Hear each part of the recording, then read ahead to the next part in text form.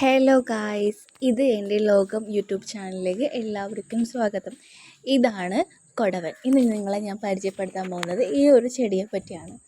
പല നാട്ടിലും ഇതിനെ കൊടുങ്ങൽ, മുത്തിൽ അങ്ങനെ പലതരത്തിലുള്ള പേരുണ്ട്. നമ്മളെ നാട്ടിൽ ഇതിനെ കൊടവൻ എന്നാണ് പറയുന്നത്.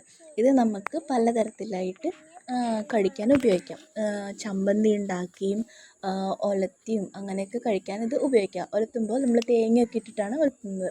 പിന്നെയെന്ന് വെച്ച് കഴിഞ്ഞാൽ ഇതിന് ഒരുപാട് ഗുണങ്ങളുണ്ട്. പണ്ട് കാലത്തിലുള്ള ആൾക്കാർ അവരുടെ ഭക്ഷണത്തിൽ ഇത് ഉൾപ്പെടുത്തിയിരുന്നു.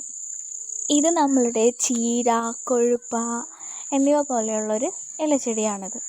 അപ്പോൾ നമ്മളുടെ പരിസരത്തും പറമ്പിലും ഇത് നമ്മൾ സ്വാഭാവികമായിട്ട് ഇത് കാണും. അപ്പോൾ നമ്മൾ ഇതൊന്ന് കറി വെച്ച് നമ്മളുടെ ഭക്ഷണത്തിൽ ഉൾപ്പെടുത്തുന്നത് നല്ലതായിരിക്കും. കൂടാതെ ഇതിന് വളരെയധികം ഗുണങ്ങളുണ്ട്. ആരോഗ്യ സംബന്ധമായ പല പ്രശ്നങ്ങൾക്കും ഇത് ആളുകൾ കഴിക്കുന്നു. എൻ്റെ വീട്ടിൽ ഇത് കറി വെക്കാറുണ്ട്. ഇത് നമുക്ക് പലതരത്തിൽ ഉപയോഗിക്കാം. കറി വെക്കാം, ചമ്മന്തി ഉണ്ടാക്കാം, അങ്ങനെ പലതരത്തിൽ.